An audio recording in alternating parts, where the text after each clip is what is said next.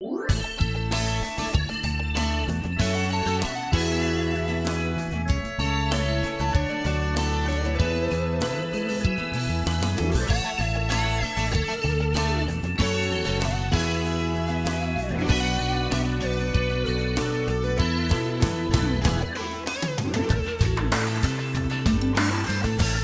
and welcome to the A-List. I'm Andrew Pilewski.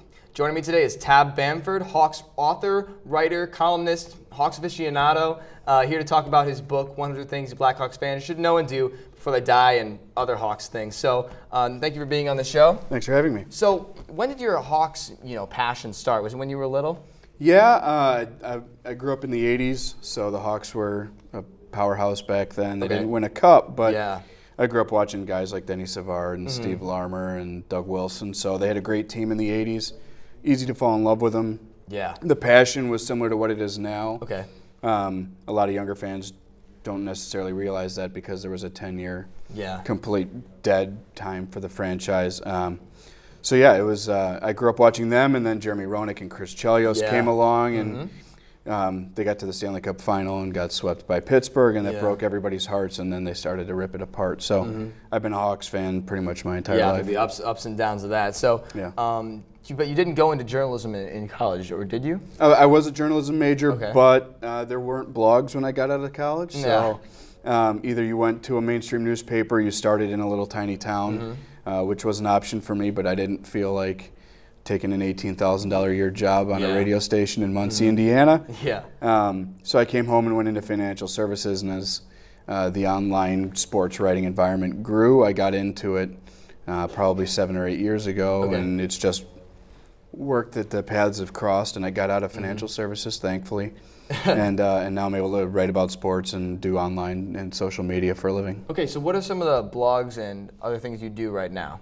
Well, other than the book, I'm a columnist for the Fourth Period magazine and the Fourth Period's website, which is a hockey site and hockey magazine in Canada. I've got a blog on ChicagoNow.com. I own CommittedIndians.com. I'm a Chicago sports columnist for Choose Chicago, which is the rebranded Chicago Convention and Tourism Bureau. Okay. So just about any sport that comes into Chicago, you're I'm on going that. to write about and cover. So I've done like the McDonald's All-America game, and I'm going to an international volleyball tournament this summer. So I get into some crazy non-hockey stuff too. Yeah, so you also work with the Big Ten Network, correct? Yeah. During the day, my real job is I'm a community manager for an agency in the West Loop. And part of my responsibilities there is I work with the Big Ten Network on their Live Big program. So I manage a blog and social media for that, and our agency does a lot of TV work for them as well. Okay. So what are some of the types of things you do for that the Big Ten Network? What specifically do you do there? Well, managing a blog, I put together a content calendar, so usually we're looking 3 to 6 weeks ahead, trying to structure stuff out so we don't say, oh no, we don't have anything published today.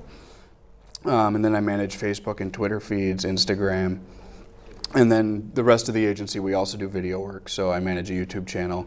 We've done TV shows for I think the last 4 or 5 years for them.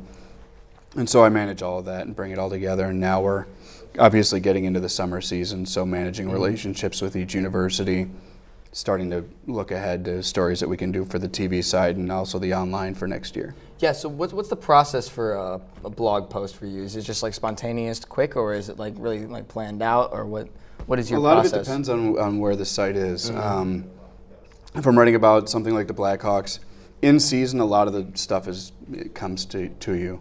So you'll have game recaps, you'll have stuff like trade updates or player contract stuff. Okay. But also there's the term evergreen material, so stuff like today is Stan Mikita's birthday. Okay, yeah. So writing something about a player's birthday or an anniversary, a lot of that stuff comes up in the off season. With something like the Big Ten Network, the program that I work with looks at things that are making an impact on the world on and off campus with alumni and students and faculty. So it isn't game specific related. So we've got to go find the alumni that are making an impact in the world. We've got to go find the students, source those stories, do the interviews, and then put it together. So usually we're assigning stuff out to a fleet of writers, like I said, 2 or 3 weeks. Okay. Hopefully in advance, getting stuff in a week before we're ready to publish. Yeah. So during the season, it's all as you said, game updates and stuff like that, or Yeah, a lot of it's like that. With the magazine, it publishes quarterly, so if there are interviews that I need to do for that, or if there's a photo shoot that I need to be at with them, I'll go to that. I'll do columns for their website probably a couple times a month. Yeah. Sometimes more frequently. I've done probably a half dozen cover stories for the magazine, and then I'll have 2 or 3 in every issue. So, so it mixes up and varies, and that's one of the fun things about writing for a number of different states with a number of different styles. Is I can write about volleyball and high school basketball and the NHL all in the same day, and have to be somewhat credible. Yeah, you have to. Yeah, you have to know each the ins and outs of each aspect of it. So how hard is it to keep up with, all the Big Ten news almost? Do you go to a specific spot like, okay, I need to find what's going on right now in the Big Ten? Do I go here? Is there a specific spot you go to, or do you just overarching? How do you find what's going on? Well, what makes all of the different wheels for all of the different places tick is relationships. Okay.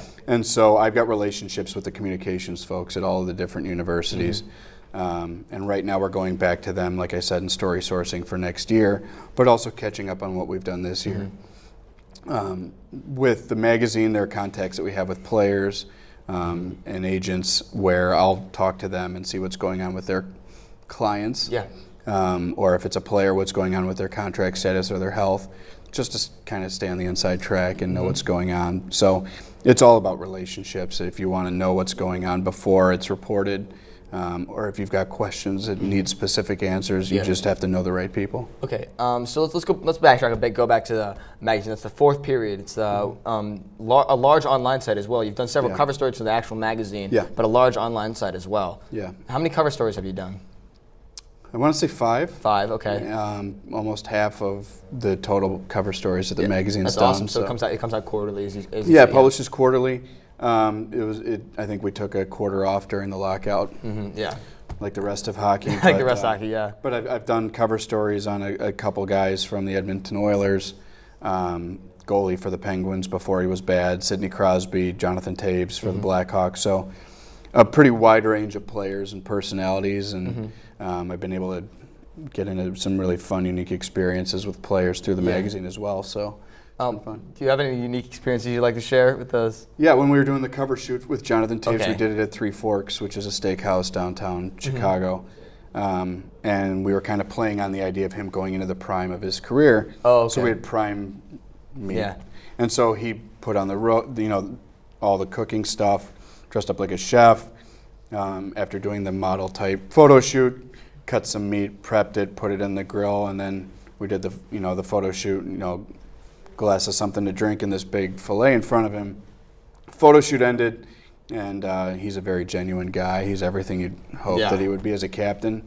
Nothing's really fake. And he said, "Why don't you guys just, we got to eat this stuff. I don't want to waste it." So we sat down and, I ate probably $250 worth of meat, and just sat in a closed restaurant with Jonathan Toews for a couple hours and just talked about life and the lockout. You only get that like working as a columnist, dude. It was a pretty cool experience to say that Jonathan Toews cooked this lunch. Well, thank you very much. We'll be back after these commercial messages.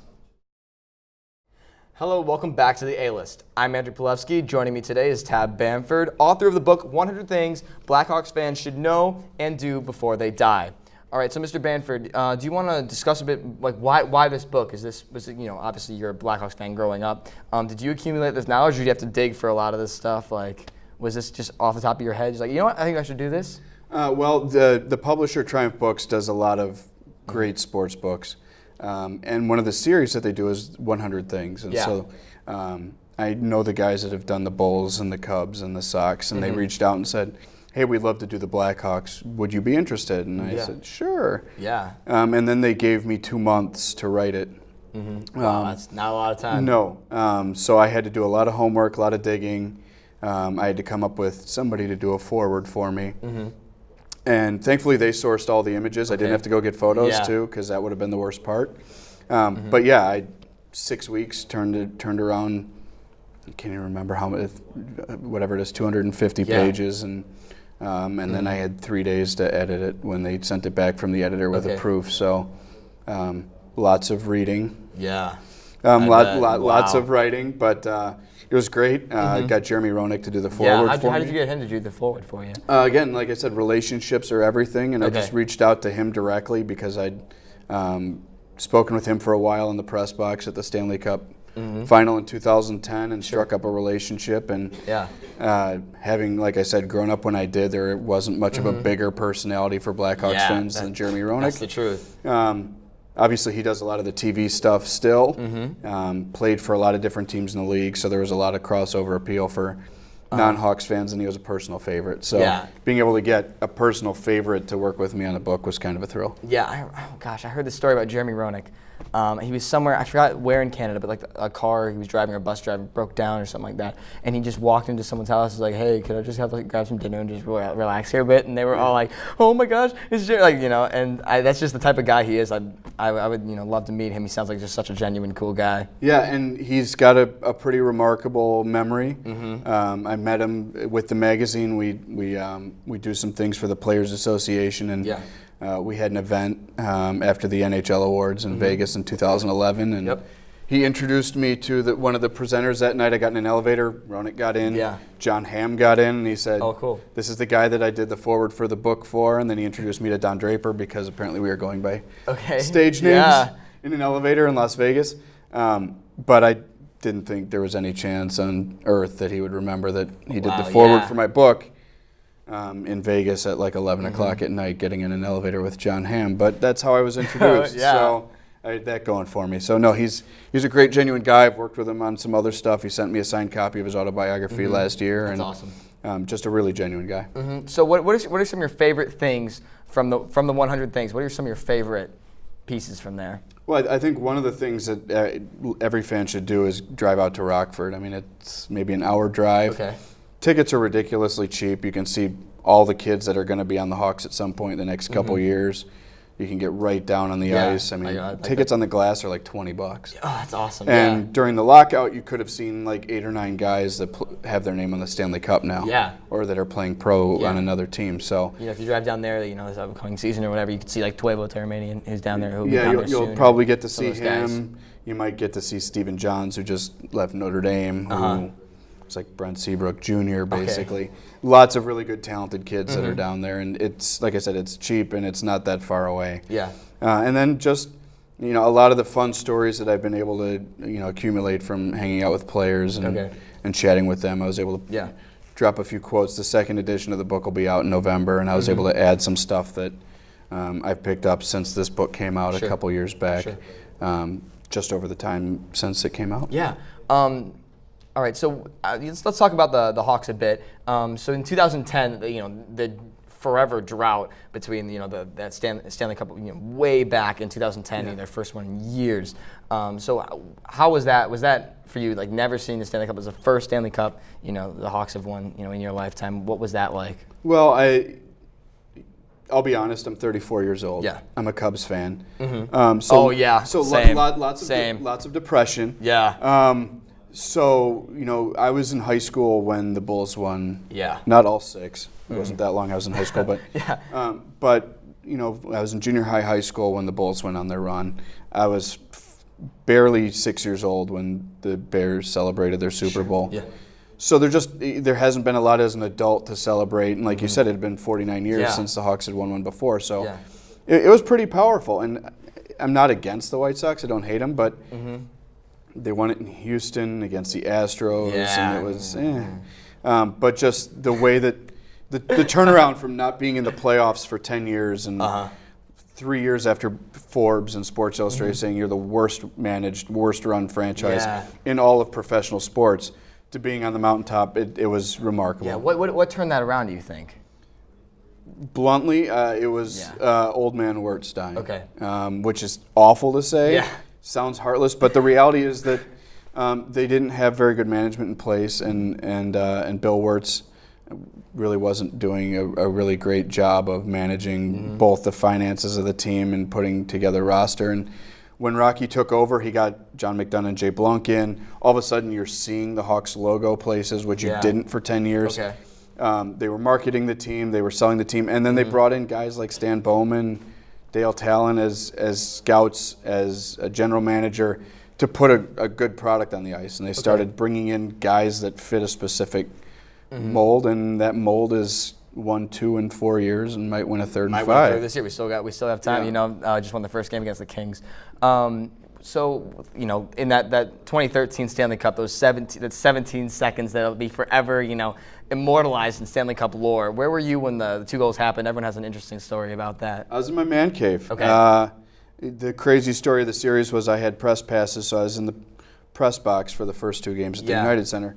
But then, not anticipating a lockout, not anticipating it being later, 2 weeks later than usually the Stanley Cup final happens, we went on a cruise for my dad's birthday. And so I watched games 3 and 4 in Boston, paying a ridiculous amount of money on an iPad in a lounge on a cruise ship down in the Caribbean. Okay. And then came home and watched them win the Cup on the road, unfortunately, again. But it was, again, it's if you were around for the 10 years that they fell off the map and they were so terribly managed, to see them come back and really be now the benchmark for the National Hockey League, it's stunning to watch. Yeah. So we have a little bit of time left, like 15, 30 seconds. Really quickly, do you have any advice for people who want to become writers, bloggers, for any sports team? I would say just if you love it, write about it. Be open to feedback. Let trolls fall off your back, because there will be people that will just say stuff for the sake of hearing their own voice. Let the trolls fall off your back. Stay passionate about it. Write, and then work on those relationships. Reach out to folks and never think that you can't do something because you think you're in high school or you're in college. Wait until somebody says no, and if they do say no, ask them what you have to do next time to get in, because that's how you start breaking down these barriers. And I was a senior in college and went to the NFL draft. So you just have to keep pushing buttons and finding ways to break through those barriers, and you'll be surprised at what people will say yes to. Very cool. So never assume that it's going to be a no. Sweet. And thank you very much for being on the show, and we'll see you next time on The A-List.